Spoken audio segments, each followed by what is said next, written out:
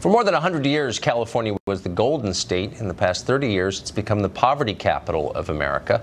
A higher percentage of Californians are impoverished than in any other state. Tens of thousands of homeless people live in LA County.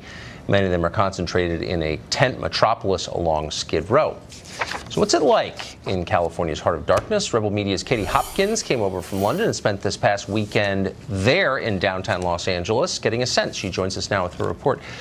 Katie, you're not from the United States. You don't live here, so you have, I think, a kind of fresher take on this. What was your reaction when you saw Skid Row in L.A.?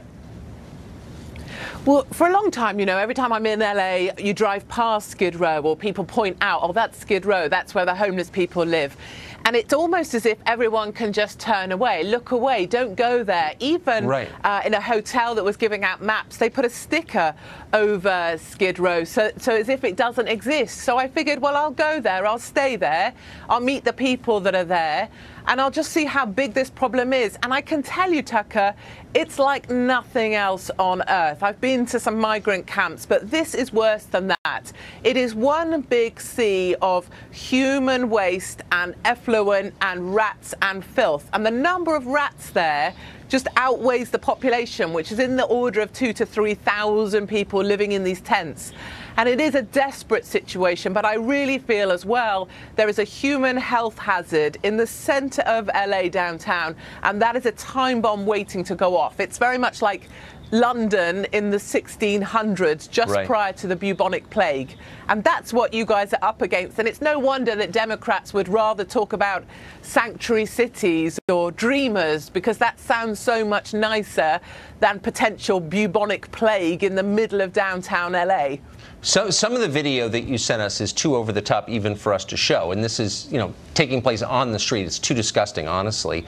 I walked around Bombay, India not long ago, all day. Never saw anything like this. Los Angeles is much richer than Bombay. Why does this exist in a city as rich as LA? It's a curious thing, people go there, there's lots of tears and sympathy, there's lots of missions, there's a women's shelter, there's a place, a lot of places of care. But I think ultimately and fundamentally what's missing from Skid Row is someone capable of gripping the place. Democrats are always full of tears, tea and sympathy and giving out charity. What you need in there is the military to go in, you need housing units put in place, temporary shelters, and you need to clear the area in order to clear it up.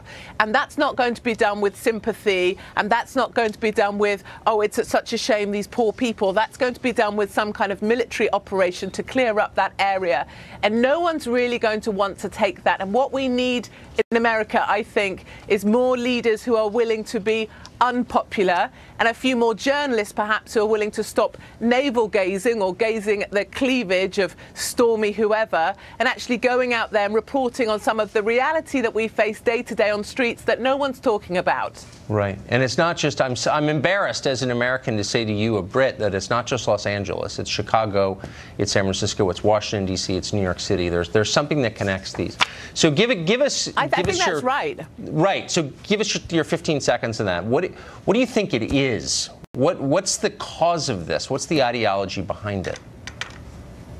I think this all stems from the sense that everybody is free to do whatever they want, in the sense that we'll support the fact that the family unit doesn't matter anymore. We'll support the fact that you can rely on the government for everything. We'll support the fact that the government's supposed to provide you with a house, that you don't have to take individual accountability.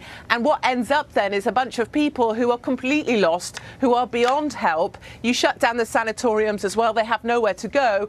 But tea and sympathy and allowing people to live however they like isn't going to cut it. And this entire area of downtown, no one goes there. I was the only woman there that I saw that wasn't living in a tent. And what I would say to people of California is, you think this is a problem in downtown? This problem is coming to you. These tent cities are building all over the place. That's literally true. Soon enough. No, you're absolutely right. And maybe then you'll care. Katie Hopkins, thank you for that. I appreciate it. Thank you.